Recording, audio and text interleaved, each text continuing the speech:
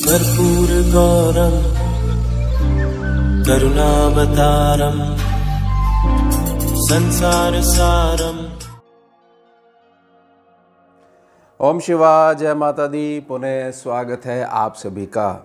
हमारे प्यारे प्यारे मेष राशि के जातक अक्टूबर 2023 से राहु बाबा का जो ये गोचर हुआ था उस समय पर, उसके कारण से जो अभी तक बहुत ज़्यादा कई क्षेत्र में परेशानी देख रहे थे, तो ये लगभग 18 महीने का जो इनका एक प्रकार से लड़ाई चली, तो उसमें 2025 में 18 मई 2025 दिन होगा रविवार, यह जो डेट रहेगी फाइनली जो है आप राहु के द्वारा जो कष्ट आपको मिलते आ रहे थे उनसे रिलीफ मिलेगा। एक प्रकार से जो युद्ध चल रहा है हर प्रकार का, मानसिक, आर्थिक, शारीरिक, उसमें आपकी विजय होनी अटल है। अब मूल समझ लीजिए कि ऐसा क्यों है। क्या राहु का जो राशि परिवर्तन होता है, क्या वह ऐसा होता है कि राहु की क्या बेसिक प्रकृति बदल जाती है? राहु एक ऐसा ग्रह है कि संतुलित ढंग से अगर दबाव डाला जाए तो दबाव में आ सकता है।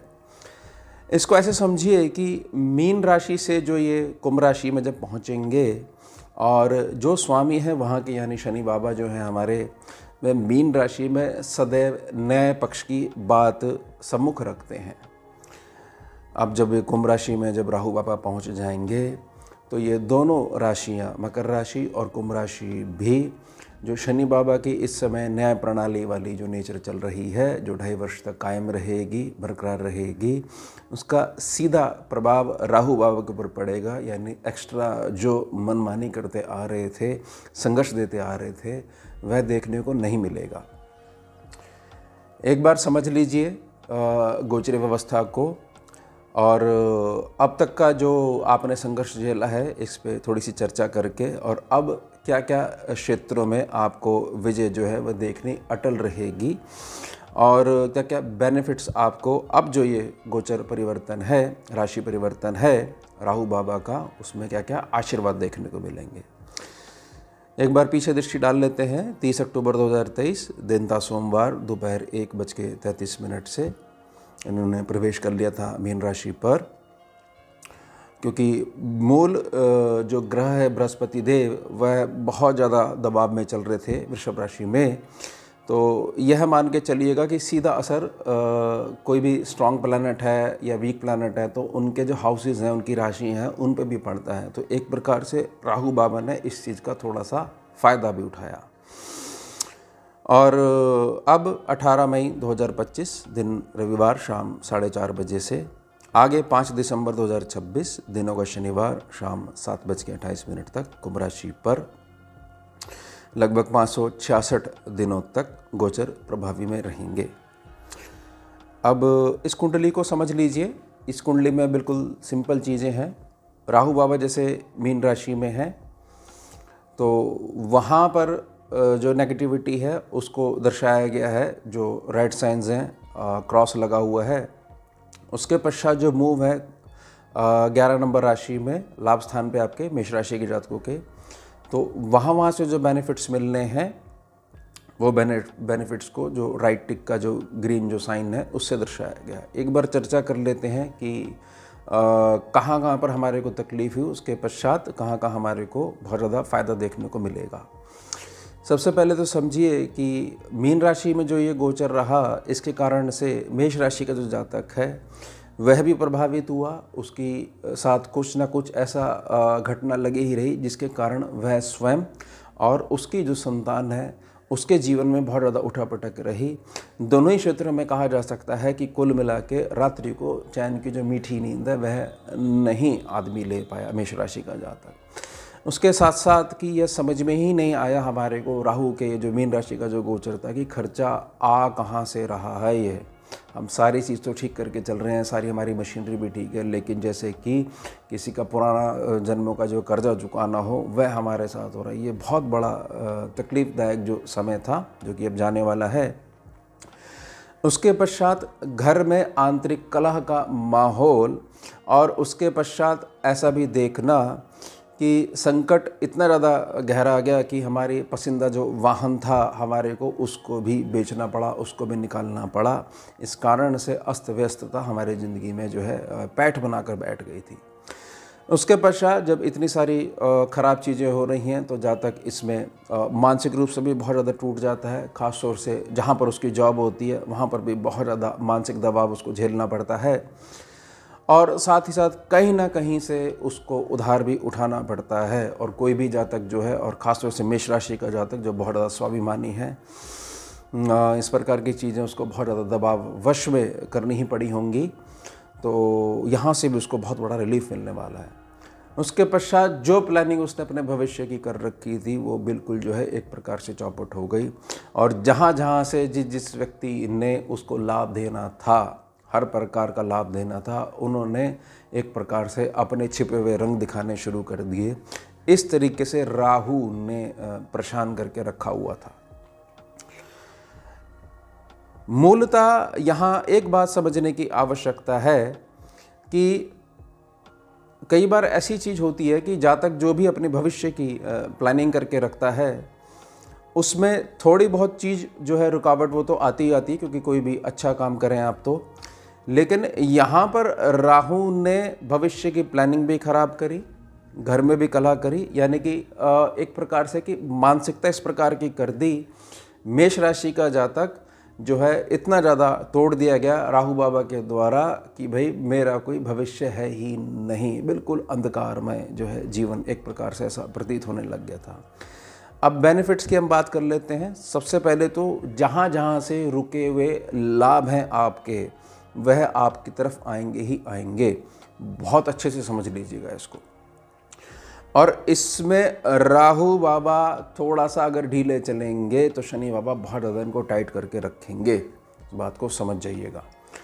उसके पश्चात दूसरा बेनिफिट यह मिलेगा कि आपकी प्रकृति में जो थोड़ा सा अधिक गुस्सा हो गया था, या प्रकृति इस प्रकार की हो गई थी कि मेरा कोई अपना नहीं है, मैंने सबके रंग देख लिए, पिछला जो 1.5 साल जो मेरा गया है इससे मेरे को बहुत ज़्यादा मजबूत बना दिया, और कहीं ना कहीं जो एकाकीपन जो आपकी प्रकृति में आ गया है वह भी थोड़ी सी बदलेगी, और एक खट्टे मीठे अनुभव के रूप में 1.5 साल आपकी जो अनुभव वाली चीज़ है ज़िंदगी के और भी क्षेत्रों में, उसमें एक प्रकार से बढ़त का काम करेंगे।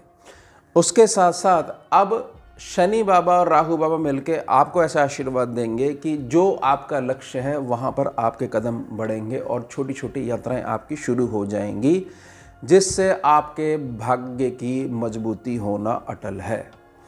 उसके पश्चात बड़ा बेनिफिट वही मिलेगा जो आप भी प्रभावित थे, आपकी संतान भी प्रभावित थी।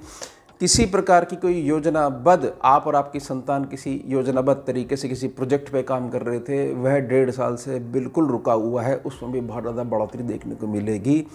संतान के जीवन में या आपके जीवन में किसी प्रकार का मांगलिक कार्य रुका हुआ है, किसी प्रकार की ऐसी चीज़ रुकी हुई है कि हमने अपना जीवन साथी का चुनाव कर लिया है लेकिन इतनी अड़चनें आ रही हैं, इतनी अड़चनें आ रही हैं, हमारी विवाह तक बात ही नहीं पहुंच पा रही है, ऐसे लग रहा है कि यह संभव हो ही नहीं पाएगा, तो उसमें आने वाली सारी अड़चनें भी दूर होंगी।